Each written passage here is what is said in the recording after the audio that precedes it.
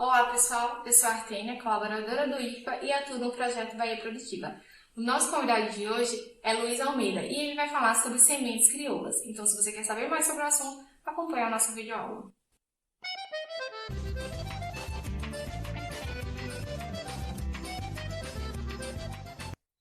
As sementes elas sempre desempenharam um papel importante, para a humanidade, seja no seu processo de geração da vida, ou seja, na geração de novos indivíduos, seja através da própria semente, do grão, seja através do propágulo, da maniva, seja através da própria semente animal. Então a semente ela é essa unidade que tem a capacidade de gerar a vida. Então tudo que gera a vida pode ser caracterizado como uma semente. E aí também uma das coisas que é importante ressaltar é que no próprio processo histórico da humanidade a semente também esteve presente. Há mais de 20 mil anos atrás, quando ainda se existia um modo de vida do comunismo primitivo, ou seja, ainda éramos nômades, vivíamos através da caça, da coleta de frutos e de alimentos, ou seja, a gente vivia livremente pela natureza. Então, através do processo de observação, principalmente por parte das mulheres, ao observar que nas árvores, quando se caía determinadas sementes, determinados frutos, dali se dispersavam as sementes e dali também nasciam algumas espécies embaixo daquelas árvores, porque se tinha um microclima, se tinha uma determinada quantidade de matéria orgânica, suficiente para fazer germinar aquelas espécies. Então, aí, com essa observação de que os seres humanos poderiam coletar essas sementes e plantá-las e a partir dali ter o alimento aonde quisesse, configurou também uma mudança dos nossos hábitos, Ou seja, então a gente passou de ser coletor e caçador para ser mais sedentário, para ficar mais no local, se fixar. Ou seja, isso se deu muito através da agricultura, Ou seja, então a gente pode dizer que a agricultura ela tem como base principalmente as sementes, e principalmente a observação das mulheres nessa relação com a biodiversidade. E aí a gente pode caracterizar, porque sempre quando a gente fala de semente, a gente sempre vai tratar de dois temas. Sempre vai falar da biodiversidade e da agrobiodiversidade. A biodiversidade a gente pode encarar como bio, esse prefixo de bio significa vida. Vem da biologia, o estudo da vida, tudo isso que envolve vida, ou seja, a diversidade de vida, seja ela animal, vegetal, de micro-organismos, ou seja, é vida. E diversidade é a amplitude, ou seja, a variedade, ou seja, então é a quantidade de vida que existe ali, a biodiversidade, quanto de vida que existe ali em diversidade. E a agrobiodiversidade ela vai envolver um outro fator que é a presença humana na relação com essa biodiversidade. Ou seja, a biodiversidade ela é um fator natural, ela é um fator que existe na natureza e a partir do momento que o ser humano, que o homem, a mulher, ele desenvolve alguma prática de manejo, seja ele com a criação, seja ele com a agricultura, ali ele está fazendo um processo de agrobiodiversidade, ou seja, ele está manejando aquele sistema para que ali consiga se garantir a produção e também a preservação dessa biodiversidade. E aí a gente sempre vai ouvir esses dois temas quando a gente for falar de sementes, principalmente de semente crioula, que aí semente crioula, ela vai receber diversos nomes, e a gente vai ver aí ao longo do vídeo diversos nomes que ela vai receber, seja ela semente da paixão, semente da resistência, semente da terra, ou seja, são nomenclaturas que se dão para uma mesma coisa, mas esses nomes eles recebem essa denominação porque são regionais, estaduais, ou seja, são sementes que foram ali cultivadas há muito tempo, e aí essas sementes crioulas elas foram passadas de pelo menos 3 gerações ali numa mesma família, numa mesma comunidade, numa mesma região. Então elas conseguem ter um poder adaptativo muito grande, porque ela já vem sendo selecionada no próprio processo histórico. Ou seja, as famílias vão conseguindo observar que determinadas plantas elas têm umas características melhores do que as outras. Ou seja, então aquela planta que tem um fruto maior quantidade de grãos, ou seja, aquela fruta ali, aquela semente ela vai ser guardada para que no próximo período chuvoso ou em determinado período ela vai ser plantada e uma parte vai ser usada também para alimentação. Então, com o processo histórico, esse processo adaptativo ele foi configurando como uma grande riqueza, né, um grande valor genético das famílias. Ou seja, porque além de gerar autonomia, ou seja, as famílias têm ali a semente para plantar, né, no período correto, essa semente tinha uma maior certeza de que ia dar certo, porque ela já vinha de um processo adaptativo, ou seja, ela já era condicionada àquela diversidade ambiental, seja de clima, de solo, enfim, ela já estava ambientada. E também uma outra parte poderia ser usada para alimentação, que é fundamental também. Então esse é um traço cultural muito forte das nossas comunidades até um tempo atrás, ou seja, é ter a semente guardada para o alimento e uma parte para o cultivo. Esse modo de vida ainda é muito forte, ainda existe bastante assim os guardiães e guardiãs das sementes, né, principalmente sementes crioulas. Entretanto, esse processo ele foi fortemente ameaçado pela Revolução Verde. Na Revolução Verde foi um processo de modernização da agricultura, principalmente a partir da década de 60, onde se colocou fortemente e se combateu com bastante força, não só na força das ideias, mas também na força econômica, todo esse processo de agricultura sustentável, né, de agricultura ligado a uma preservação ambiental, para se colocar uma outra visão, agora mais voltada ao poder econômico, ou seja, é a vida para gerar riqueza. Então, começou-se a falar muito mal, né, naquela ideia de desdenhar as sementes crioulas, todo um processo de agricultura, para se apresentar um outro pacote, para se apresentar um outro modo, né, que é uma agricultura de fato insustentável, que aí é com base no veneno, com base no agrotóxico, com base no adubo químico, com base na semente transgênica, ou seja, um pacote tecnológico fechado que reduz toda essa dinâmica, né, que as famílias constituíram o processo histórico. E aí uns pontos fundamentais também nessa questão da Revolução Verde são as tecnologias de sementes.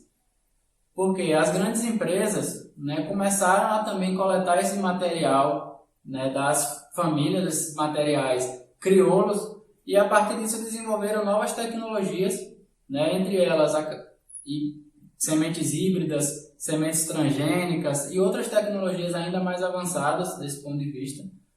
Só que com isso gerou uma diversidade de impactos, principalmente para as famílias da agricultura familiar, porque ameaça essa autonomia. Ou seja, todo aquele processo histórico de ter a semente, ela passa agora por uma forte ameaça, porque as sementes elas são patenteadas pelas empresas, as empresas colocam tecnologia para que a gente plante e no próximo plantio não se tenha mais aquela característica de guardar uma parte para plantar e uma parte para comer, porque o próprio potencial genético dessas plantas no replantio ele já cai pela metade, ou seja, já reduz bastante, chegando até muitas vezes a ficar inviável a produção. Ou seja, isso para ter uma dominação, né, desse bem que é um bem material, que no próprio processo histórico foi para gerar vida, foi para a manutenção da vida, tanto da natureza quanto humana, agora passa a ficar, né, tutelado, assim, passa a ficar sob responsabilidade do capital. E aí as sementes crioulas, elas se constituem como uma verdadeira riqueza das famílias e dos agricultores do Brasil inteiro, né? Tanto por conta da questão da autonomia, questão da sustentabilidade, dessa herança biológica, desse traço cultural muito forte. Também a questão da segurança alimentar, porque se a família ali ela tem essa semente guardada, ela tem uma garantia maior do alimento e também um alimento de qualidade, então ela vai ter também uma segurança nutricional. Além disso, vai exigir o mínimo de interferência externa, ou seja, a família mesmo vai conseguir manter ali o próprio agroecossistema a partir das relações com as sementes. uma outra questão bastante importante quando a gente discute as sementes é qual a diferença que a gente tem entre semente e grão. A semente, por si só, ela vai ser todo o material que vai ter a reprodução, ou seja, ela vai gerar uma vida a partir dela. Ou seja, então ela vai ter que ter ali preservado todas as condições para que isso aconteça, né? Ou seja, então quando a gente faz o processo de tirada do milho, por exemplo, de uma semente, para que ela seja guardada como semente, a gente vai precisar armazenar, coletar, armazenar, fazer todo o processo para que ela, no momento do plantio, ela esteja garantida essas características. O grão vai ter outras funções que não necessariamente o plantio, né? Ele não vai ser usado para plantar, ele vai ser usado basicamente para alimentação humana, alimentação de animais, para outros fins. Por exemplo, o feijão, no caso das famílias rurais, guardam uma parte para comer, outra parte para plantar, ou então o que a gente compra no supermercado, aquele grão ali, ou nas feiras, ele vai ter um processo para alimentação. Então ele vai ter que ser preservado o quê? Principalmente as características físicas e químicas, né? E o aspecto para alimentação. Ou seja, a gente não vai precisar se preocupar, né, de garantir os processos iguais à semente, porque a funcionalidade dele é outra. Ele vai servir de característica biológica mesmo na alimentação humana e animal. E aí, com relação às sementes, a gente vai ter uma diversidade de nomenclaturas de processos para a geração de determinadas sementes.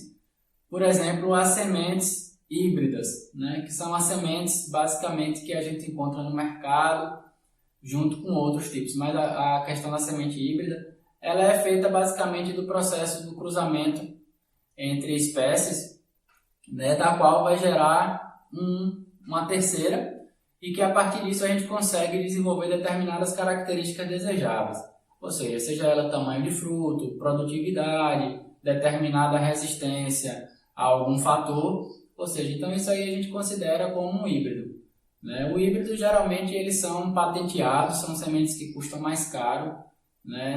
Porque justamente são sementes patenteadas. E tem uma característica que o híbrido, quando ele é replantado, ele não tem o mesmo processo vigoroso ou a mesma produtividade das plantas anteriores, da planta que a gente colheu a semente. Ou seja, então é uma planta que a partir da colheita ela não tem mais o replantio.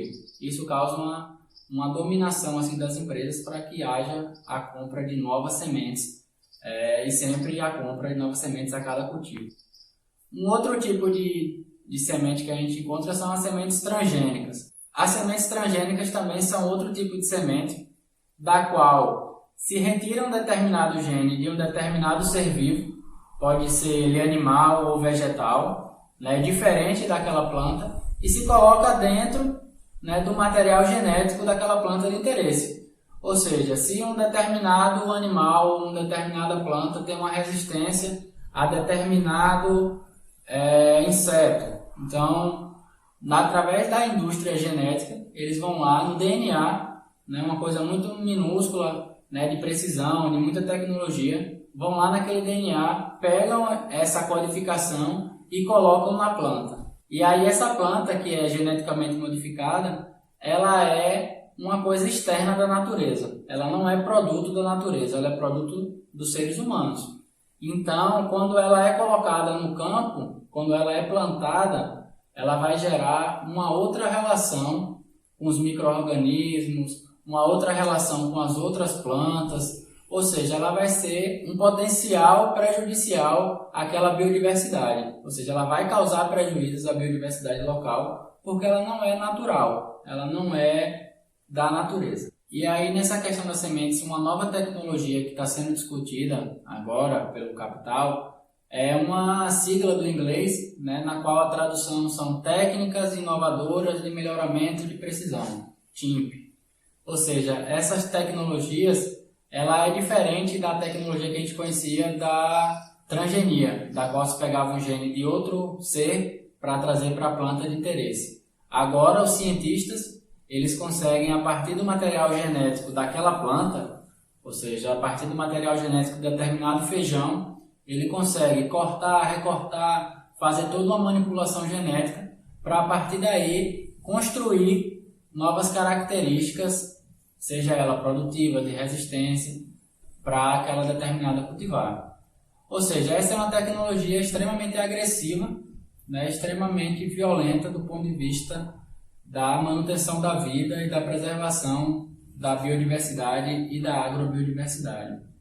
E essas saídas, elas são apontadas pelo capitalismo, né, pelo agronegócio, como fundamentais. Mas, na verdade, ela é uma forma de esconder toda a crise estrutural que passa o próprio sistema produtivo. Ou seja, os limites, principalmente limites ambientais.